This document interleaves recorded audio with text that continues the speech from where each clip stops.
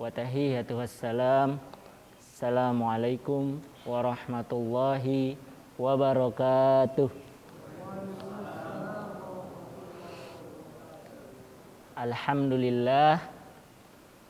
Alhamdulillahi rabbil alamin. Wa bihi nasta'in ala umuri dunya waddin. Wassalatu wassalamu ala asyrafil anbiya'i wal mursalin wa ala alihi wa sahbihi ajma'in. Alhamdulillah allazi hadana lihadza wa ma kunna linahtadiya laula an hadana Allah.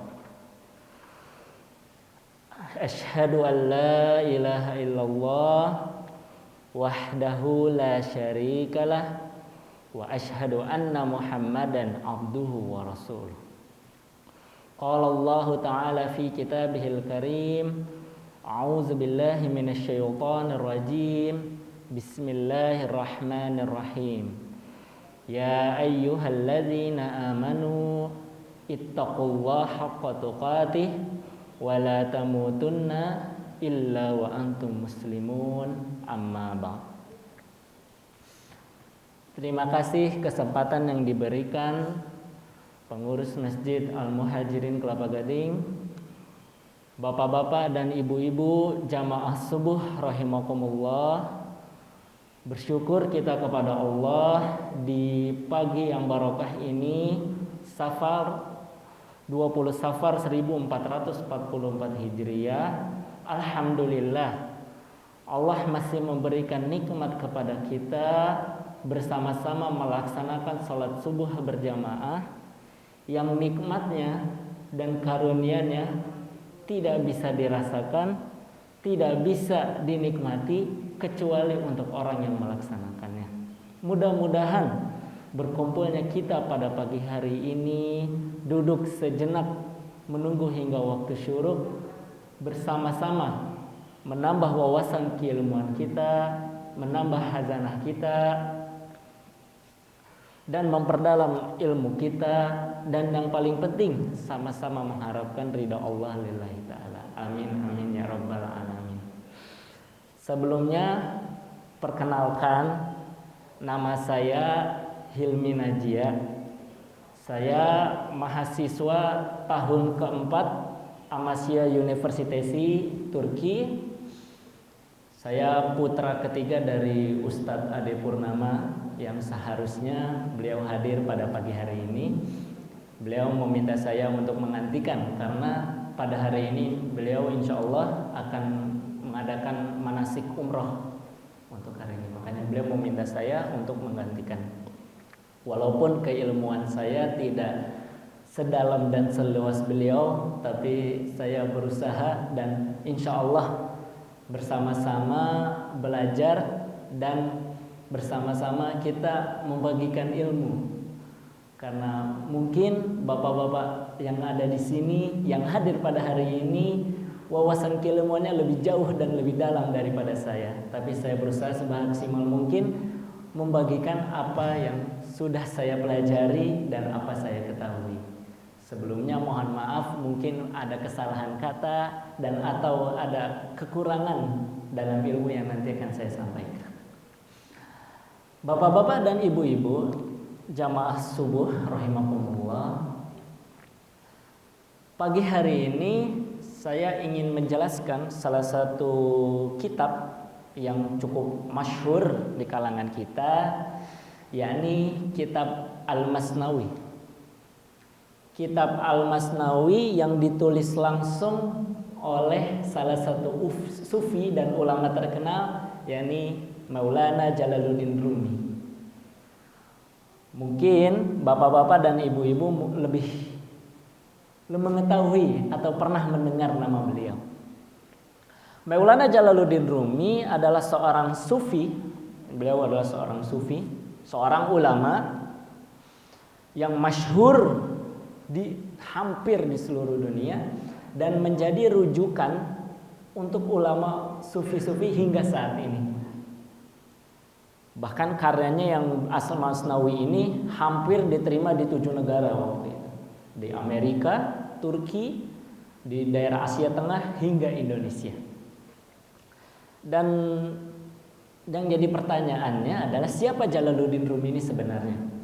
Banyak mitos yang terkenal di kalangan kita bahwa Jalaluddin Rumi ini adalah orang yang diberi keharibaan langsung oleh Allah, dekat dengan Allah, orang yang terlalu dekat, saking dekatnya ada banyak cerita-cerita yang tidak masuk akal tentang beliau. Maulana Jalaluddin Rumi lahir pada tahun 1207 di Balkh atau Afghanistan waktu itu. Lebih tepatnya di dekat Sungai Wasakh di Afghanistan. Ibunya bernama Mu'minah Khatun, dia orang Persia, keturunan Persia. Ayahnya bernama Bahaduddin Wadud. Beliau berdua adalah seorang ulama yang terkenal juga. Dan memang Maulana Jalaluddin ini, beliau ini dekat dengan keluarga yang dekat dengan agama. Lahir di keluarga yang notabene memang seorang ulama. Kemudian beliau tinggal di Afghanistan, lahir di Afghanistan, kemudian pindah karena invasi dari Mongol pada saat itu yang terjadi di antara tahun 1215 hingga 1220. Beliau sempat berpindah-pindah bersama keluarga beliau di beberapa negara Suriah, Afghanistan, dan hingga ke bagian timur hingga selatan Turki. Berawal dari Afghanistan, Damaskus, Baghdad, hingga Erzincan, Niğde, Sivas, Kayseri, hingga Konya di Turki, hingga akhirnya pada 1 Maret 1228 beliau diundang bersama keluarga dan tinggal di Konya, yang sampai sekarang Konya terkenal dengan kotanya para sufi di Turki. Kemudian pada tahun 1231, dari 1228 hingga 1231 beliau tinggal di Turki dan belajar langsung bersama ayahnya Bahaduddin Wadud hingga ayahnya meninggal pada tahun 1231 dan menggantikan ayahnya mengisi madrasah beliau di Konya waktu itu. Kemudian hingga dari 1231 hingga 1244 beliau menjadi salah satu ulama tetap di sana, menjadi salah satu ulama dan sufi yang terkenal dan masyhur pada saat itu. Hingga pada tahun 1244 bertemu dengan salah satu sahabatnya bernama Samsuddin At-Tabriz. Samsuddin At-Tabriz ini sebenarnya bukan seorang ulama, namun dia seorang musafir. Musafir yang sama-sama mengembara. Namun kemudian Samsuddin At-Tabriz itu meninggal. Nah, atas meninggalnya Samsuddin At-Tabriz ini dengan kesedihan yang mendalam, dengan kenangan-kenangan yang ada, Maulana Jalaluddin Rumi menulis sebuah kitab yang bernama Diwan Al-Kabir. Diwan kalau di bahasa Turki ialah tulisan. Diwan. Makanya beberapa ulama Turki itu pada zaman dahulu terkenal dengan kata diwannya. Ada Yunus Emre Ezer dengan diwan yang terkenal adalah Diwanul Hikmat. Ada juga Yunus Emre juga menulis Risalatun Nusiyyah atau juga namanya Haji Bektas Ali, dia menulis kitab Weselet Nama. Ada juga Haji Bayram Wali. Sampai pada tahun 1244 menulis kitab Diwanul Kabir. Kemudian bertemu lagi dengan sahabatnya yang bernama Salahuddin Zarqub. Kemudian bertemu lagi dengan Husam Jelebi. Bersama-sama mengembara, bersama-sama belajar dan bersama-sama menatap di Anatolia. Anatolia ini Turki bagian tengah, di bagian timur dan Asia. Kalau bapak-bapak ke sana, kalau dari Istanbul itu naik pesawat cuman sekitar 4 jam, tapi kalau naik bis ada sampai 12 jam. Kemudian tinggal di sana dan lahirlah pada saat itu kitab Al-Masnawi. Ada 6 jilid yang isinya itu adalah syair-syair atau puisi-puisi. Puisi-puisi yang banyak dari hakikat tentang manusia, hakikat tentang alam, hakikat tentang ilahi. Yang mungkin manifestasi dari kitab tersebut tidak teruraikan secara seutuhnya. Hingga banyak persepsi-persepsi dari kalangan jamaahnya sendiri yang banyak salah mengartikan. Tapi itulah kehebatan dari kitab Al-Masnawi. Bagaimana begitu banyak arti, begitu banyak makna, dan betapa indahnya kitab Al-Masnawi saat itu. Bahkan pada tahun 2007 Amerika menganggap Jalaluddin Rumi ini sebagai the most popular pope. Jadi penyair paling terkenal Amerika loh. Amerika malah memberi gelar kepada Maulana Jalaluddin ini sebagai penyair terkenal. Saking hebatnya karya-karya beliau. Hingga akhirnya beliau wafat pada tanggal 17 Desember 1273 di Konya.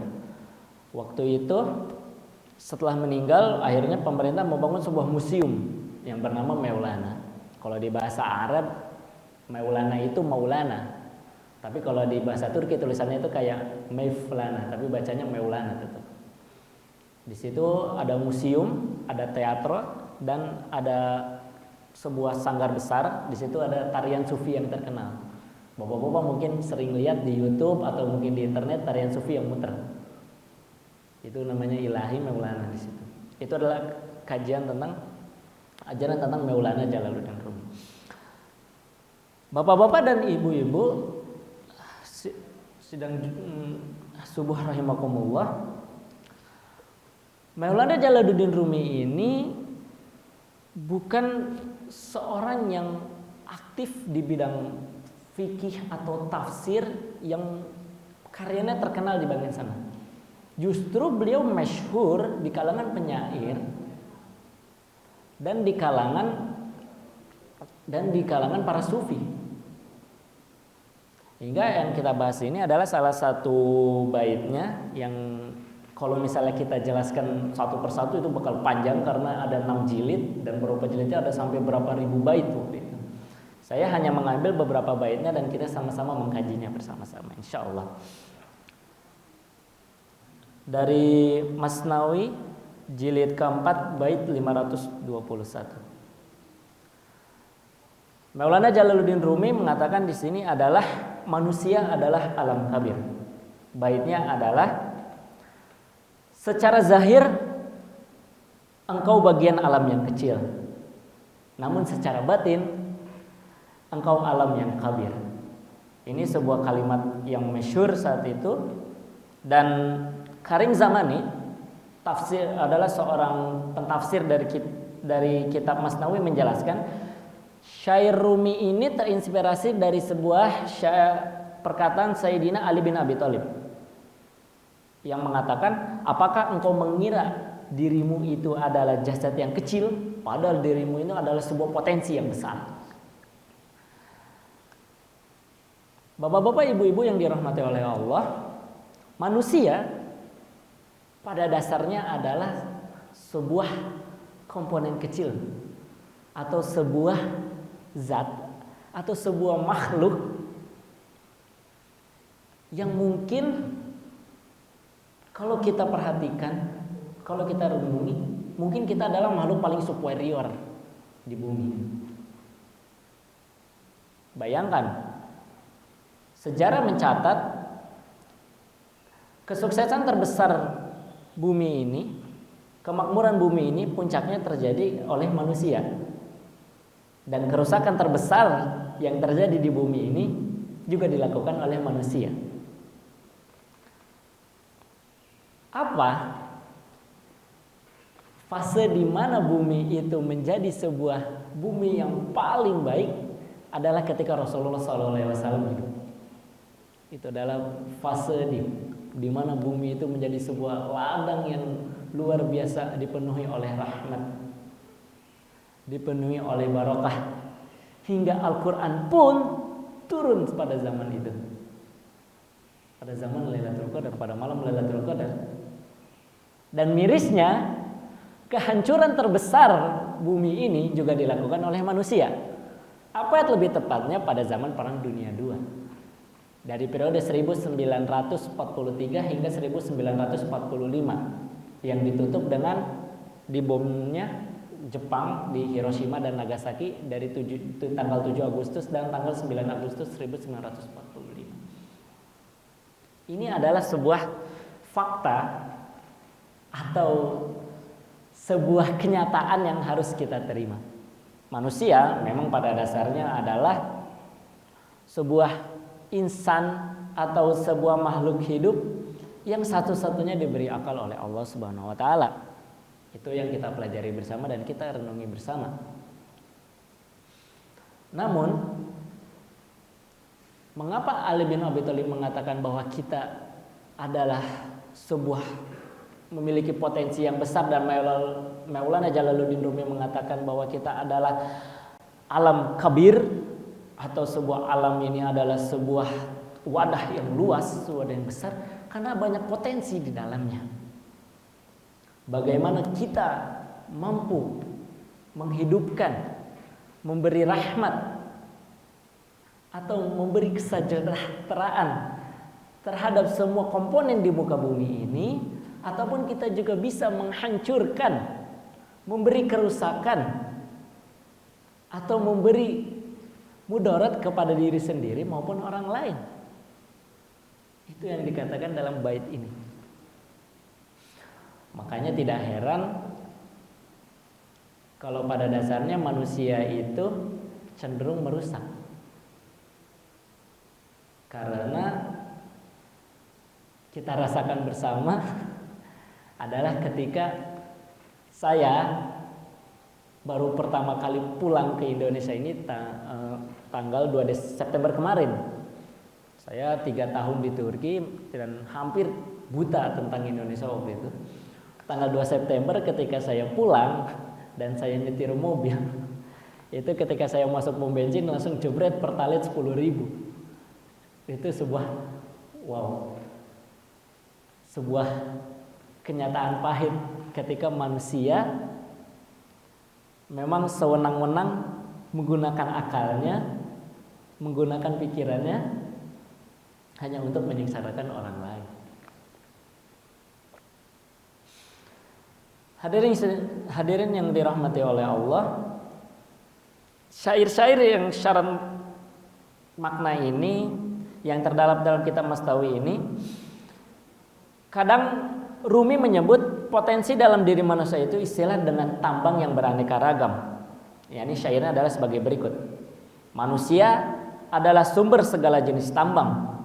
Setiap tambang berbuah ratusan ribu tambang lainnya. Masnawi jilid 2 bait 2077.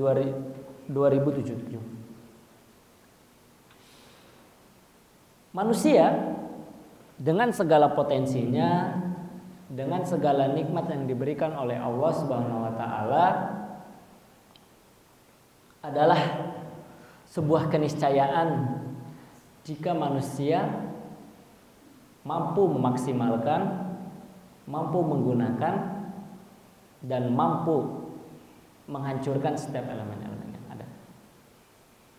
Bukankah dalam ayat sering dijelaskan laqad khalaqanal insana fi ahsani taqwim, kami menciptakan manusia sebaik-baiknya penciptaan. Makanya menjadi bahan renungan saat ini ialah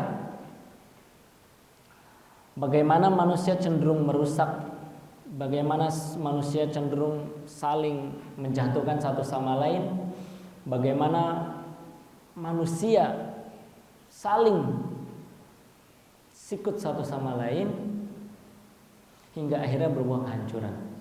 Apa contohnya? Baik, kita contohkan dari pada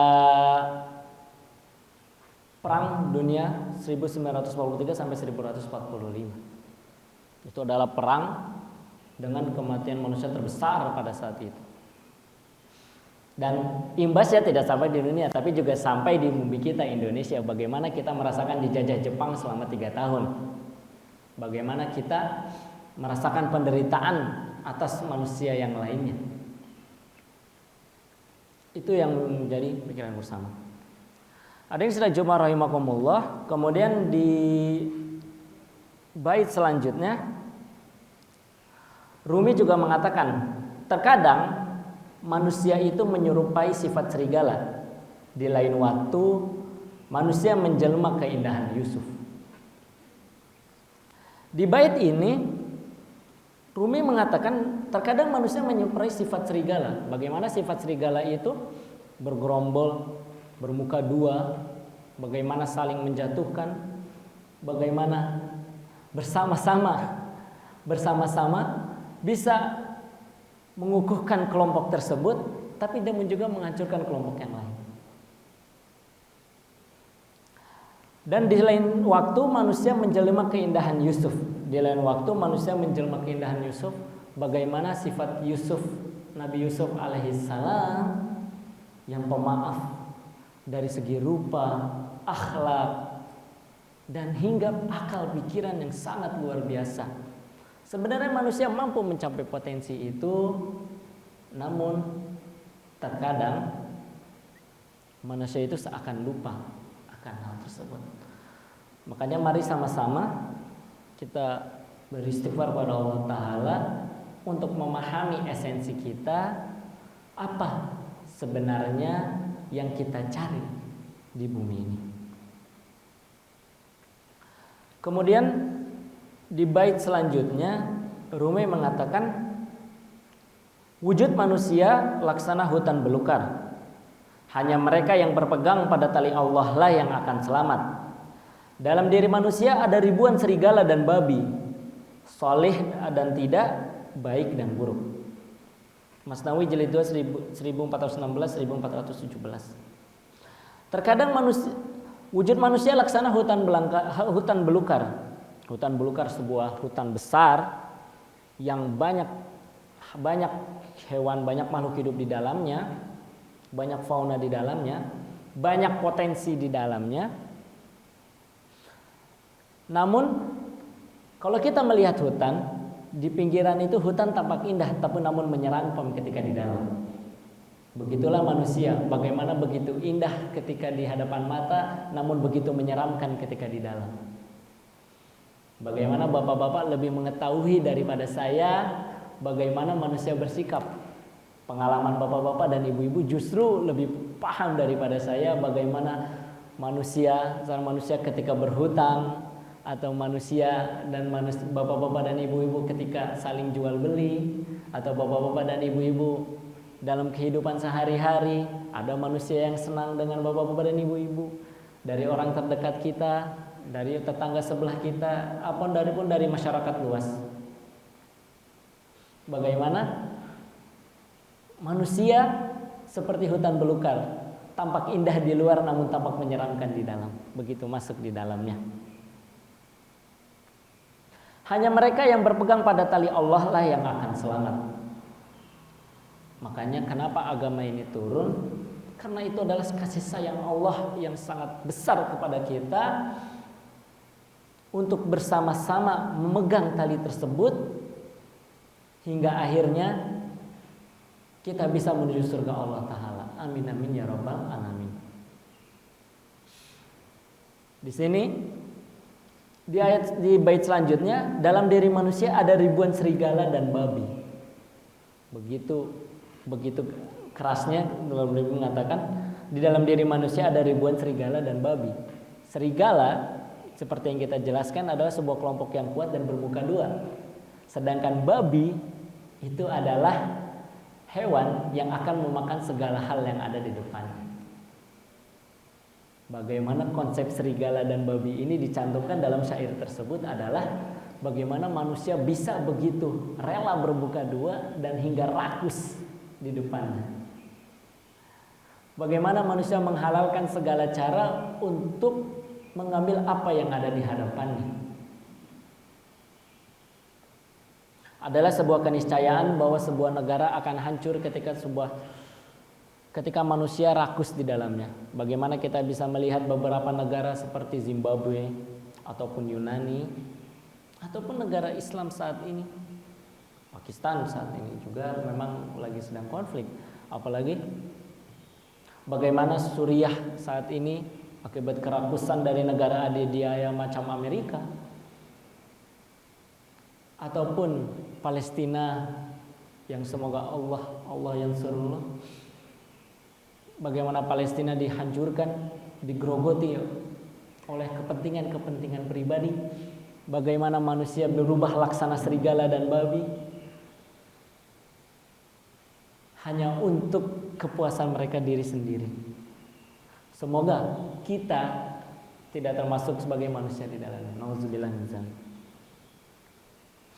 Kemudian di bait selanjutnya jelaskan solih dan tidak, baik dan buruk.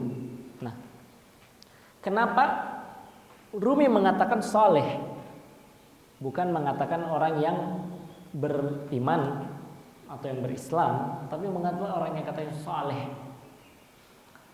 Karena Bapak-bapak sekalian, soleh dan tidak itu adalah sebuah perbuatan.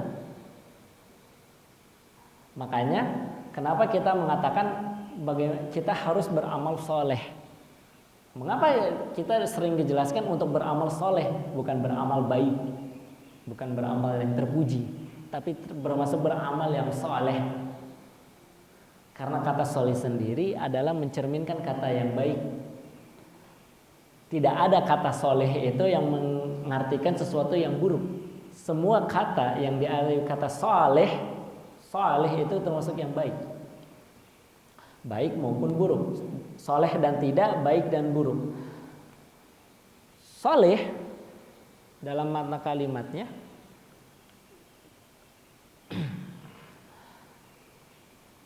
dalam bahasa Arab sendiri, soleh bukannya sebuah alamat yang terpuji, hingga baik dan buruk. Buruk sendiri ya kita ketahui bersama bagaimana perbuatan buruk yang diingkari oleh Allah Subhanahu wa taala. Makanya di sini juga dijelaskan bahwa para penulis fisiologis manusia semacam Gabriel Marcel, Martin Heidegger hingga Jean-Paul Sartre mengatakan pendekatan manusia itu bukan hanya bagaimana kita bersikap, tapi bagaimana apa yang ada di alam dan di pikiran manusia. Itu kata beliau di dalam bukunya. Makanya dalam ranah sufi sendiri memiliki otoritas yang mumpuni dalam memahami manusia. Jadi para sufi itu bapak-bapak, mungkin dalam keseharian kita sering salah kaprah dengan sufi. Sufi ini mereka berpendapat bahwa bagaimana kita bisa memaksimalkan kecintaan kita ke hadirat Allah Subhanahu wa taala. Bagaimana mereka melakukan segala cara untuk dekat dengan Allah Subhanahu wa taala. Makanya di Indonesia sendiri kita sering menstigmatisasi, stigma masyarakat agak kurang baik dengan sufi. Karena mungkin ada beberapa oknum yang merasa dirinya sufi, mereka tidak sholat, mereka tidak zakat, karena mereka merasa bahwa mereka itu sudah dekat dengan Allah, mereka sudah dicintai oleh Allah, hingga mereka merasa tidak perlu sholat, tidak perlu melaksanakan kewajiban-kewajiban. Ini adalah sebuah fakta yang salah. Pada dasarnya di sana pun, di Turki sendiri saya bertemu dengan para sufi, mereka tetap sholat, mereka tetap melaksanakan kewajiban, karena mungkin saya juga tidak paham mengapa di Indonesia sampai ada pikiran mengatakan bahwa ketika kita sudah dekat dengan Allah, ketika sudah kita cinta dan merasa dicintai, kita tidak melaksanakan kewajibannya. Itu kan sebuah salah kaprah. Padahal untuk merasa dicintai dan mencintai Allah Subhanahu wa taala, bukankah dengan melaksanakan kewajiban-kewajibannya? Bukankah dengan melaksanakan semua perintahnya dan menjauhi larangannya? Bagaimana Allah menyuruh di manusia, ya ayyuhallazina amanu wa'amilus shalihat, ya ayyuhallazina amanu aqimus shalah wa atuz zakah. Bagaimana Allah menyuruh kepada kita untuk selalu melaksanakan amal ibadah. Makanya para sufi sering salah mengartikan, mereka salah mengartikan satu ayat begini, A'udzubillahi minasyaitonir rajim, wa iza sa'alaka ibadi anni fa inni qarib ujibu da'watad da'i idza da'an falyastajibu li wal yu'minu bi la'allahum yarsyudun. Mereka sering salah mengartikan tentang ayat ini. Ayat ini mengatakan wa iza sa'alaka ibadi anni fa inni qarib. Ketika kamu Muhammad menanyakan kepadaku, sungguh aku dekat. Ujibu da'watat da'i zadaan. Saya akan kabulkan setiap doa. Falyastajibu li wal yu'minu. Maka penuhilah panggilanku. Mereka seringkali salah kaprah tentang ayat ini karena mereka merasa, oh kalau begitu kita cukup doa. Kalau begitu kita cuma memantapkan hati kita saja, gitu kan. Makanya ini sebuah paradigma dan sebuah pola pikir yang harus kita jauhi dan harus kita perhatikan. Sufi ini sebenarnya sebuah ajaran yang baik kalau kita telah lebih dalam. Bagaimana para sufi ini, mereka itu ada sebuah hal yang itu kita tuh tidak bisa mampu tiru ataupun sulit untuk ditiru. Apa itu? Bagaimana mereka melaksanakan amal ibadah tanpa diimingi neraka dan surga. Bagaimana Robi'ah al-Adawiyah mengatakan bagaimana ia membawa obor dan membawa air waktu itu. Dia bilang, aku akan membakar surga dan aku akan menyiram neraka. Karena keduanya lah mereka manusia beribadah. Ibaratnya tidak ikhlas untuk beribadah. Memang di sini ada sebuah salah kaprah atau memang sebuah konsep yang benar sebenarnya. Namun kalau kita bisa dapat mengambil atau mengamali bagaimana sebuah konsep kecintaan, sebuah konsep kedekatan dengan Allah Subhanahu wa taala, itu yang perlu dicari. Makanya pengalaman saya ketika saya bermalam sekitar 3 hari bersama orang-orang sufi waktu itu, mereka ngaji, mereka bersolawat. Saya sempat tanya ke salah satu beliau. Saya tanya begini, Abi, Burane apa yang kamu lakukan di sini? Dan apa sih landasan kamu, misalnya landasan kamu melakukan hal ini? Mereka ini kalau ibadah bisa semalaman, jadi semalaman mereka zikir, ibadah, sholawat. Mereka bisa sampai semalaman suntuk untuk melakukan itu. Makanya saya sempat tanya, kenapa kamu melakukan hal ini? Nah, si wajahnya menjawab, karena cinta. Itu yang paling sulit dilakukan. Makanya mari bersama-sama bagaimana kita menumbuhkan cinta, menumbuhkan keikhlasan, menumbuhkan rasa syukur, hingga bagaimana kita bisa melaksanakan ibadah, bagaimana kita melaksanakan amal kebaikan, bagaimana kita kehidupan sehari-hari atas dasar cinta kepada Allah Subhanahu wa taala. Tidak salah mengharapkan surga dan neraka, itu juga termasuk ikhlas. Karena bukan sebuah keniscayaan kita mengharapkan surga, toh Allah memang menjanjikannya. Bukan sebuah kesalahan bagaimana kita beribadah karena takut dengan api neraka, toh Allah juga memang mengabarkan hal itu. Apakah kita beribadah dengan karena ingin surga atau karena takut neraka, itu karena tidak ikhlas? Tidak. Kita ibadah karena kita takut oleh neraka ataupun kita mengharapkan surga, itu juga termasuk ikhlas.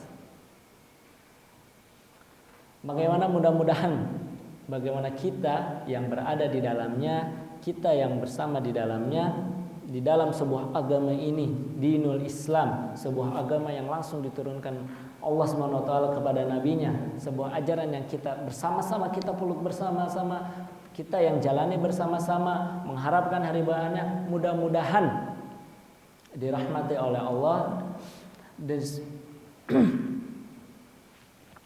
mengharapkan keridhaannya, dan bersama-sama mudah-mudahan kita dilindungi dalam naungannya dan kita bisa berkumpul di surga Allah Subhanahu wa taala kelak. Amin amin ya rabbal alamin. Mungkin cukup sekian yang dapat saya sampaikan, kurang lebihnya mohon maaf. Assalamualaikum warahmatullahi wabarakatuh.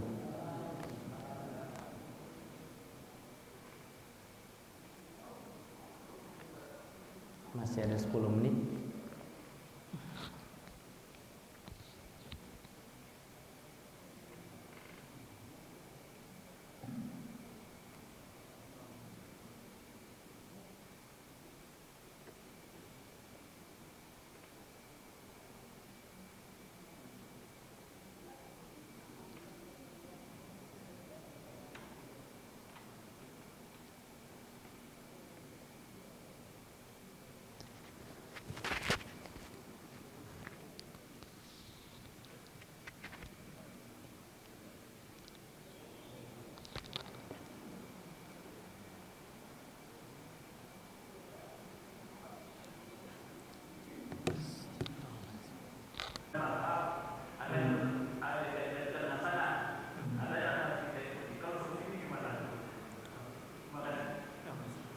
Baik.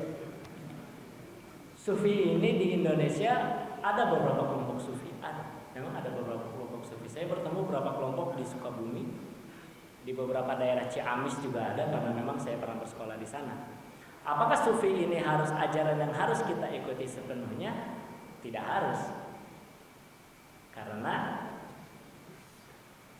sufi ini hanya ibaratnya seperti ini.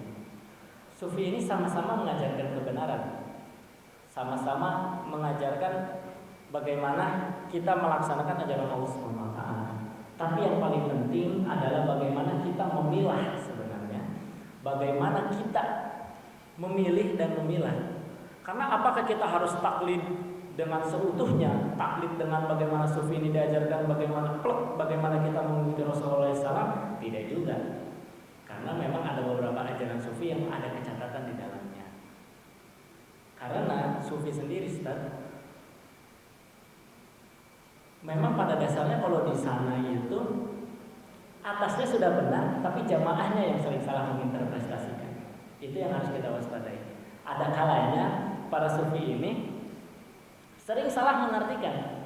Makanya kenapa kitab Masnawi ini begitu banyak arti dan begitu kayak mana? Karena banyak yang salah mengartikan. Bagaimana ibaratnya begini, Ustaz. Kita kalau ikut satu ulama itu pun tidak sepenuhnya benar. Kita kalau misalnya ikut ulama, mengikuti satu ulama dan kita menyalahkan ulama yang lain, itu kan juga salah. Jadi bagaimana kita mengikuti ajaran sufi ini sebagai sebuah ajaran yang kita bisa ambil kebaikannya. Kita bisa mengambil kebaikannya tertentu, bisa mengambil ajarannya dan bisa mengikutinya.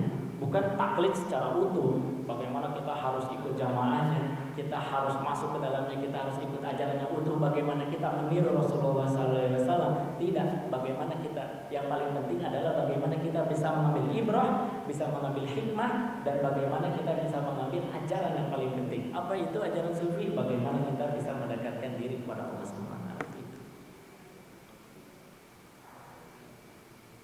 Tadi Ustaz mengatakan bahwa orang sufi itu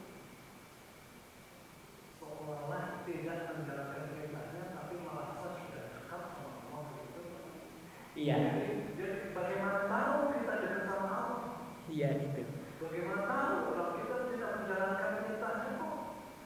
Yang bisa dekat dengan orang yang menjalankan perintahnya. Logikanya itu. Iya. Bagaimana mungkin orang yang bisa dekat tidak menjalankan perintah kok merasa dekat sama Allah? Iya. Itu logika yang tidak jelas, logika yang ngawur. Makanya saya bilang kan itu adalah oknum beberapa. Karenanya makanya saya bilang bagaimana kita jangan mengikuti seutuhnya tanpa mengetahui makna di dalamnya. Kita ambil perasaannya, kita ambil semangatnya, tapi tidak mengikuti seutuhnya. Makanya saya bilang itu beberapa oknum. Tapi ada pertanyaan menarik ketika Bapak mengatakan bagaimana mereka bisa mengetahui bahwa mereka dicintai oleh Allah dan Allah mereka cinta kepada Allah dan Allah mencintai mereka.